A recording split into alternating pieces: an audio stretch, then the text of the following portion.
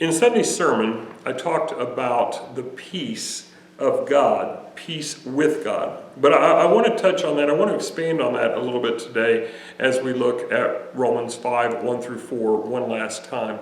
When I talk about the peace of God, many minds might turn to Philippians 4, verse 6, and the peace of God which passes all understanding. And yes, that is the same kind of peace, but I believe Paul, and I do believe it fits there, but I would argue that the peace of God is only possible after we have peace with God, which is the wording that Paul gives us in Romans 5:1. Furthermore, Philippians 4:6 is in the context of us praying and making our request known to God, whereas Romans 5:1 is in the context of our justification. Thus, the use in Philippians is not about invoking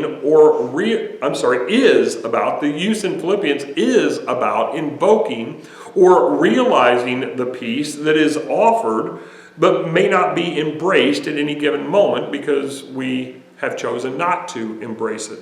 However, Romans 5:1 says we have peace, we have been justified, and we will continue to have peace with God because of that justification. It cannot be removed.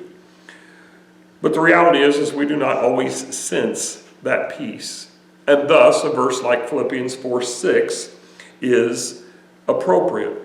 But I also want us to consider James chapter 1, verses 2 through 4, which says that we should count it as joy when we go through all types of trials. Now, this is very similar to what Paul writes in Romans 5, 3, and 4. In fact, Paul says that suffering produces endurance, and endurance produces character, whereas James wrote that our trials produce perseverance. So there is a direct parallel between these things. Now, we do not need to seek trials or persecution or anything like that. As Christians, we are promised it will come to us if we are seeking Jesus. Paul states this very plainly in 2 Timothy 3:12. He wrote, "Indeed, all who desire to live a godly life in Christ Jesus will be persecuted." Not might be persecuted, not may be persecuted, but will be persecuted. It is in those trials and in those tribulations that we come to understand what true peace is.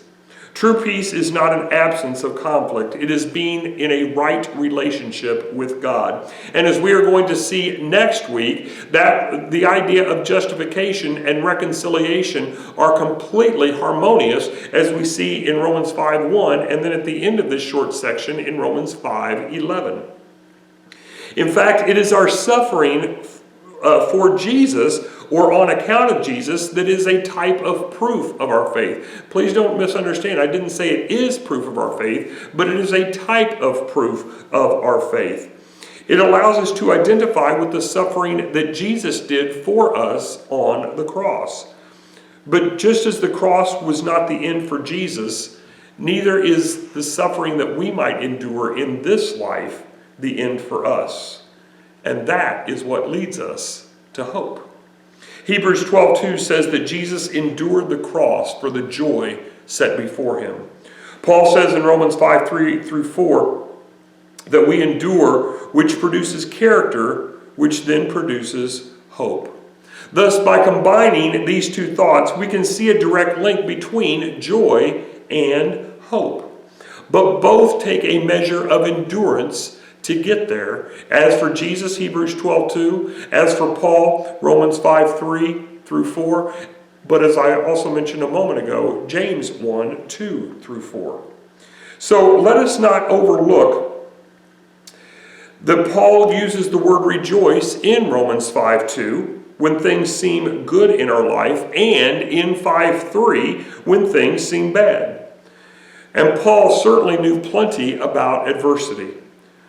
But we also see Paul rejoicing in the midst of suffering, as in the case where he and Silas were in prison in Philippi and were singing hymns in the prison.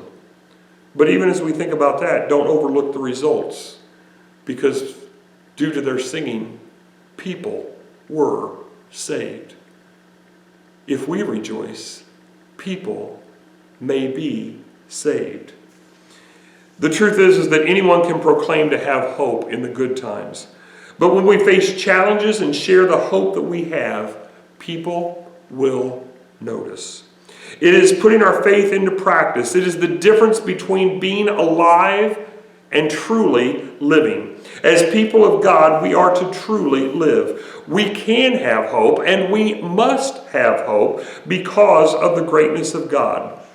So let us remind ourselves that through faith in Jesus Christ, we do already have peace with God. We will continue to have peace with God. So let us celebrate, let us rejoice, and let us share that hope and peace with others.